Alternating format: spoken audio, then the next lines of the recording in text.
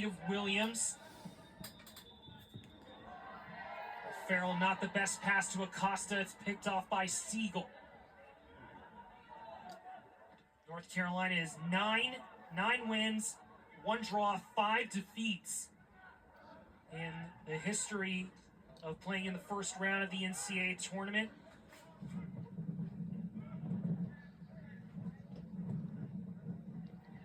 Last time they played in the first round was in 2022, and they fell to High Point.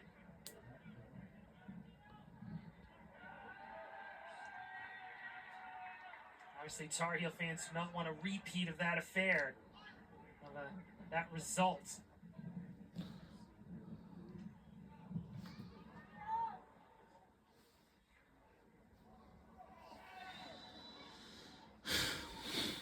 Referee Amin Hodzic stopping play as Furman taking a little too much air out of the game.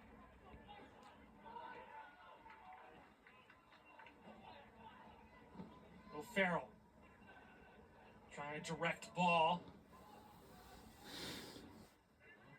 Furman wanted the offsides flag. It wasn't called.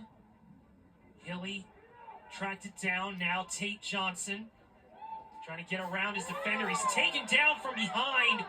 Free kick to Carolina.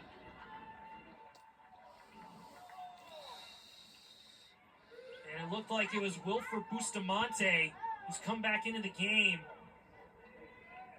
Had the hold and then dragged him down as Johnson tried to spring forward. Free kick, dangerous set piece here for the Tar Heels here in the 103rd minute. Williams goes low and Hutzel finally clears it. Comes back to check. Over to Johnson on the far side. Again 1v1 with Bustamante. Now runs into a second defender. And Furman does his job defensively this time.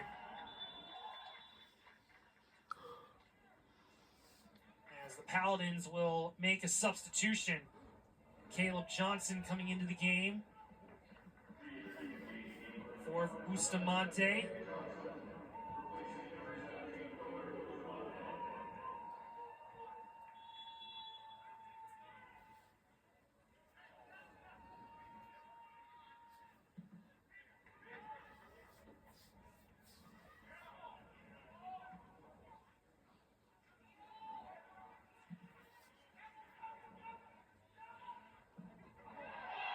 Furman wanted a handball as it came off the ground and touched Harper's arm.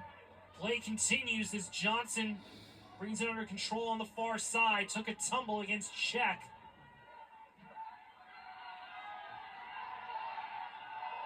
And they want the throw too, but they're not going to get it. Furman fans over on the far side. Doug Allison's not happy with a handball not being called. They wanted a throw in on the far side. They haven't gotten anything to cheer about, but they have still stayed engaged here in this extra time. And now Johnson's taken down by Travis, and he's going to be the third Paladin to go into the book as Furman is trying to delay play here. And referee Amin Hodzic, again, I think he was going to take his card out, and that's what he's doing. He's stopping play because he's going to give Jack Travis a yellow card for that challenge against Tate Johnson. And there it is. So he's got to do his bookkeeping before play can get restarted, and now it does. In the 104th minute.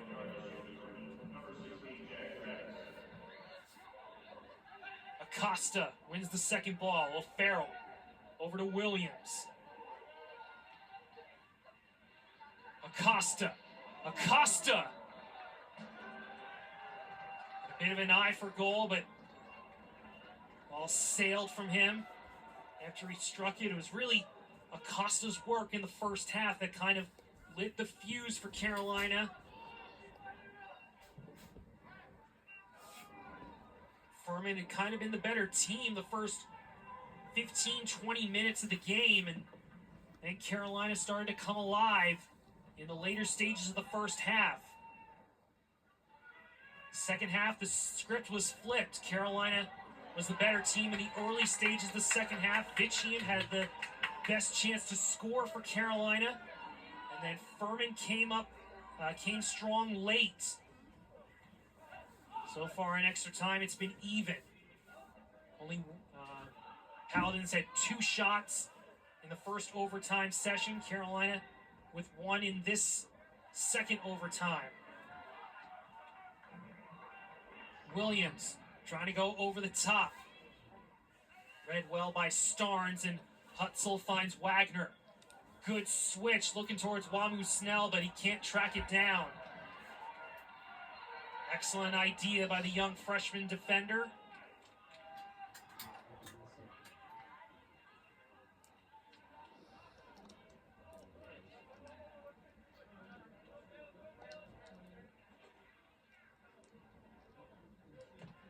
Teal Hansen has come into the game for Carolina after being subbed out, and after he was dispossessed, he takes down Travis rather a bit aggressively, and he is going to go into the book on that challenge.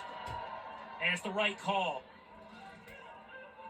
You see how he had lost the ball, and then this second bite right there, the kick out, kind of infuriated Travis. And so Hansen's the first Tar Heel to pick up a yellow card here in the 106th minute. A Jacqua direct ball to Wamu Snell. Dealt with by the Carolina defense only as far as Cox. Second ball to the back post, and Cortez able to read it the whole way.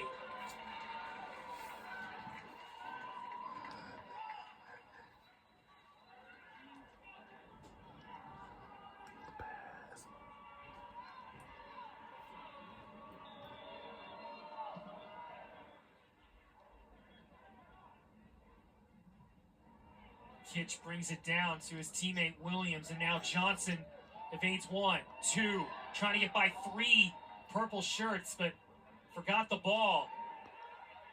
Bit of a crazy touch there by Starnes, and now Hilly trying to evade some pressure, goes down in a heap. No whistle, no handball either. Play continues. And a giveaway by Johnson. Siegel passes it into space for Caleb Johnson to try to track it down. Check with the clearance, comes off of Caleb.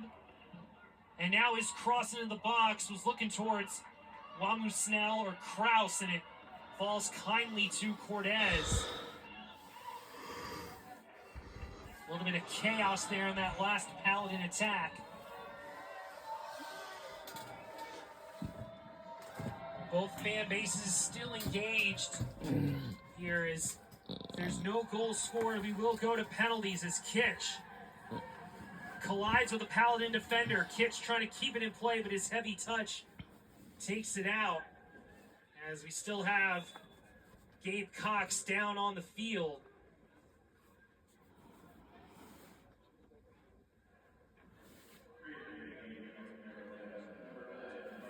Now Martin Vitchian has come into the game as you see the challenge. And it looks like an incidental step on the heel of Cox as Kitch was trying to control the ball and sprint down the sideline. You get a look at Vitchian coming back into the game after a quick rest in between the first and second overtimes.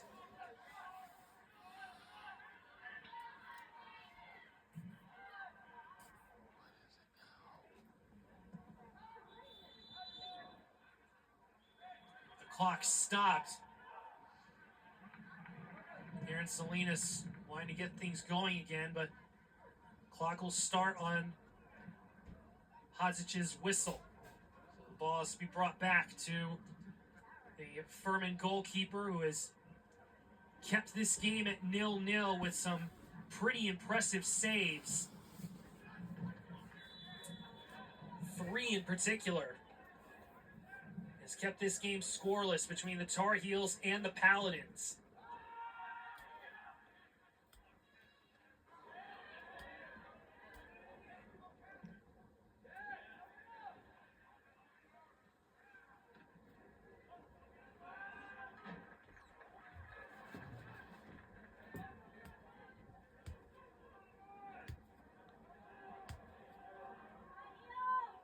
Two and a half minutes to go here.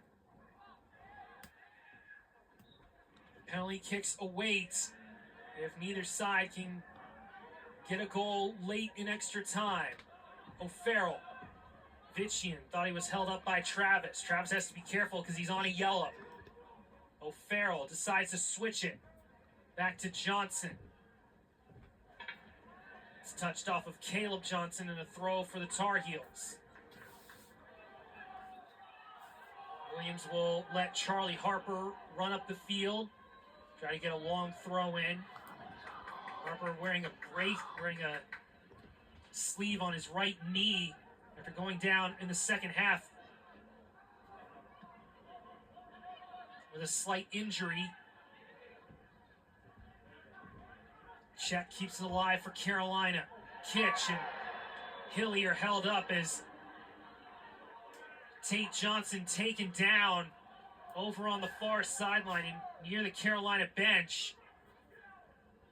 Clock stopped here in the 109th minute as get another look at the replay as it was Gabe Cox with the challenge against the young freshman Tate Johnson. Carl Semwano was looking for a card there, but not getting it. 5 up in the box for the Tar Heels on this set piece to be sent in by Sam Williams. Doesn't get past the first defender. And now Williams has to sprint back to keep it for Carolina.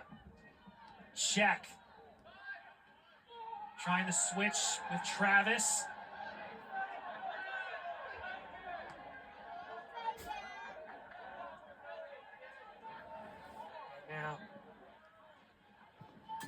Now Carolina will deliver another set piece here as the long throws were in the 110th minute.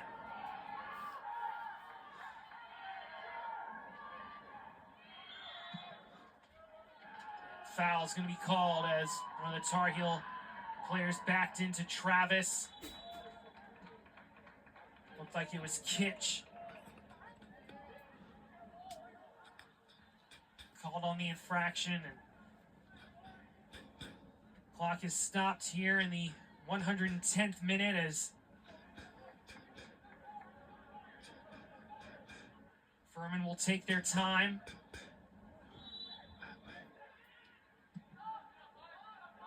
Say Doug Allison can be proud of how his side has performed against one of the most competitive teams in the NCAA tournament.